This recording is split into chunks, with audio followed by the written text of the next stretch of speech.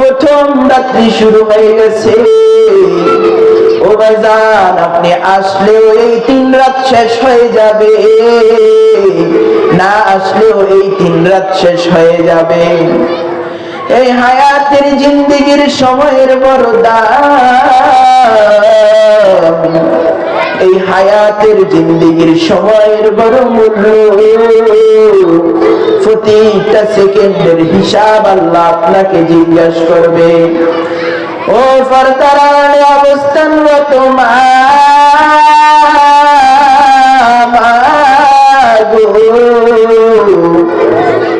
আমিও আপনার মতো একজন মায়ের সন্তান গো মা। আপনার এলাকায় 3 রাত ব্যাপী মাহফিল চলছে, ঘরের কোণে নামাজের মুসল্লাটা নিয়ে যদি বসতে পারেন গো মা, কান দুটো মাইকের দিকে তাক লাগিয়ে যদি শুনতে পারেন আমলের নিয়তে, ও আম্মা জান, এই মাহফিল হয়তো আপনার নাজাতের জরিয়া হয়ে যাবে। সুবহানাল্লাহ। ও মুসলমান বৃদ্ধ বাবা,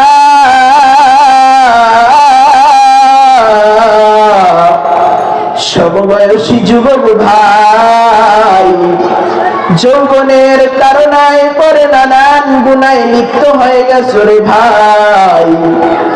ও ভাই, পা দুটা জড়িয়ে ধরে বলবো, একটু 3 দিনের জন্য যৌবনের কারণ ভুলিয়া দেখো না মনটাকে একটু কোরআনের ময়দানের সাথে জোড়া লাগানো যায় কিনা। ও বাজান, মুরব্বী বাবা, দাড়িগুলো পেকে গিয়েছে, সাদা হয়ে গেছে, কানে শোনেন না, চোখে দেখেন না, কিছু মনে থাকে না, চামড়াগুলো দলা হয়ে গিয়েছে। ও বাবা, আপনাকে পায়ে হাত দিয়ে বলবো রে বাজান, একটু আসেন না কোরআনের ময়দানে, দেখেন না কি কথা হয়। ও বাজান, বক্তা যদি ছোট হয় বড় হয় তা কোনো ধর্তব্য নয়।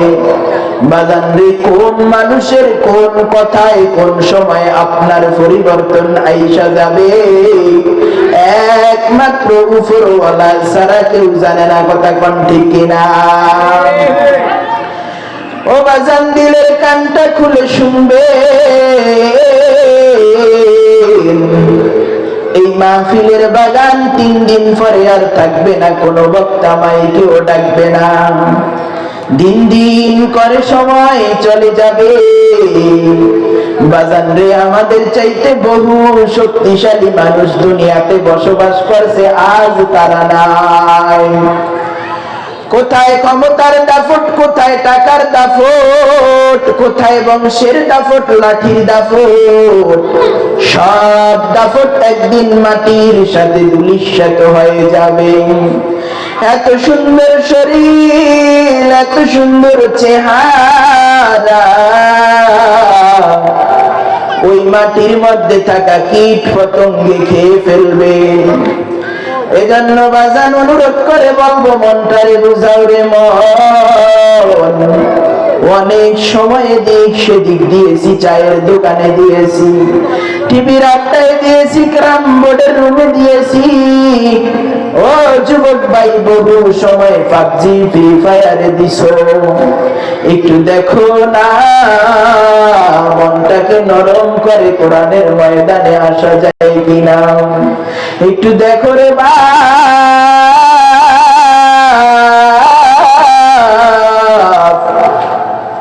একটু দেখো আসতে পারো কিনা। ও বাজান, 3 দিন পরে কেউ ডাকবে না। কেন রে আসতে মন চায় না? মনটা কি এতই পাথর হয়ে গেল? কেন রে আসতে মন চায় না? মন কি এত খারাপ হয়ে গেল? কেন রে আসতে মন চায় না? নফস কি এতই মারাত্মক হয়ে গেল? একটু দেখো না রে বাপ, কোরআনের ময়দানে কিছু সময় দেওয়া যায় কিনা। আলহামদুলিল্লাহ, 2-4 জন তবুও আসছে। কি বলে? আল্লাহ তাআলা বারাকা দান করুক।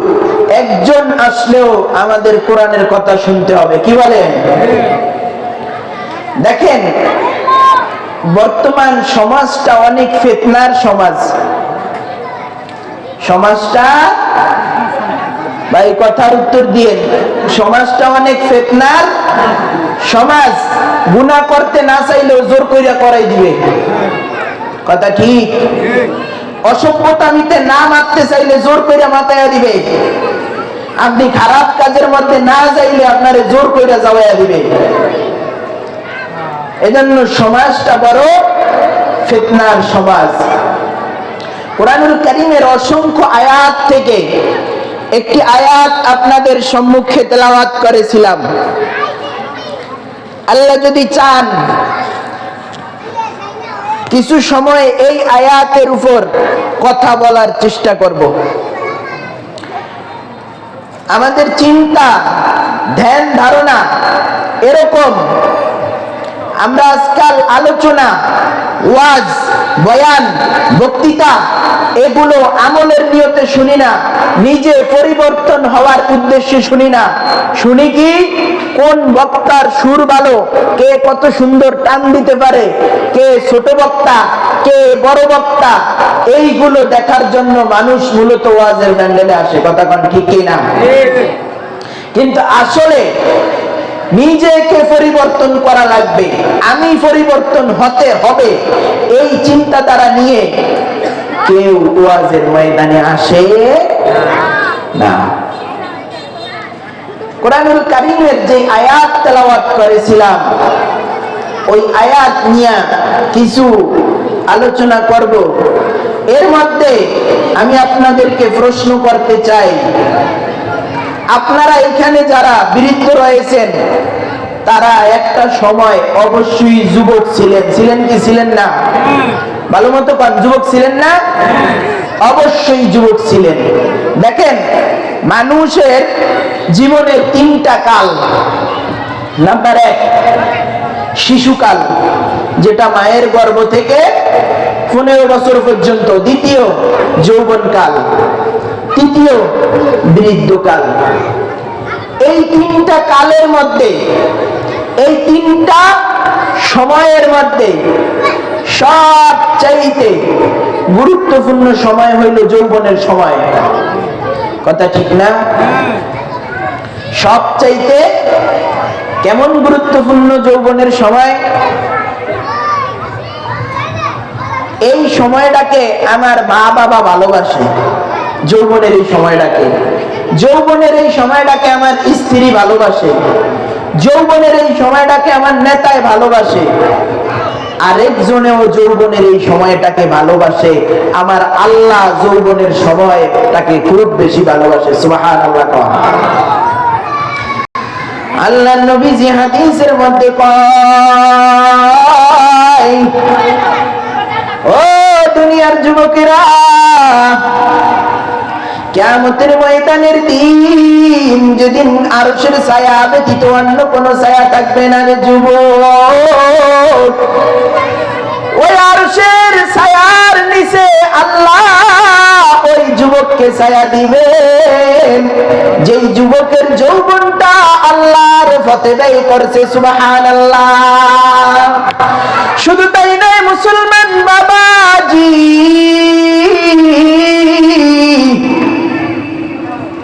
ফাজাইলে আমল যারা নিয়মিত করেন, তাবলীগ যারা করেন রে, ফাজাইলে আমলের মধ্যে হাদিস উল্লেখ আসছে আল্লাহ কিয়ামতের ময়দানের দিন যৌবনের হিসাব নিয়ে সকল মানুষকে পাঠাইয়া দিবেন জান্নাতের দিকে। সুবহানাল্লাহ। যিনি যৌবন বয়সের ইবাদত সুন্দর মতে হিসাব দিতে পারবে, আল্লাহ কিয়ামতের ময়দানের দিন তাকে মাফ করে জান্নাতে দিয়া দিবে। এজন্য মুরব্বী বাবা আজকে প্রশ্ন করতে চাই, মুরব্বী যারা হয়ে গেছেন, নামাজ যারা আদায় করেন রে,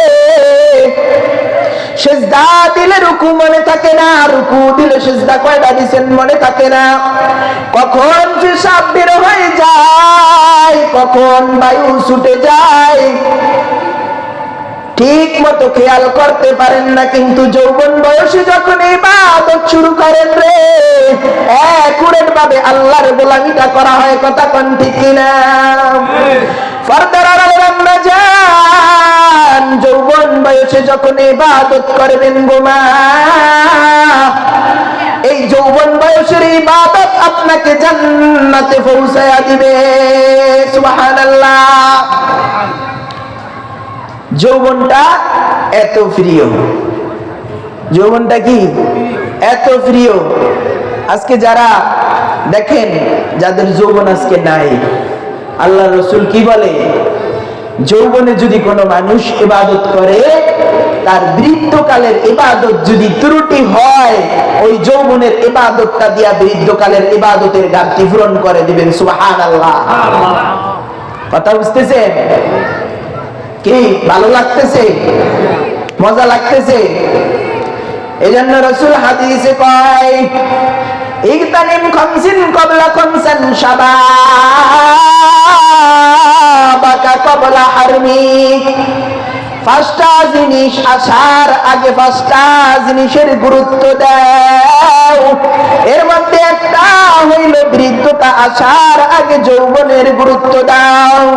ও দুনিয়ার যুবক ভাই, তোমার যৌবনের প্রিয় সময়টা তোমার ওয়াইফ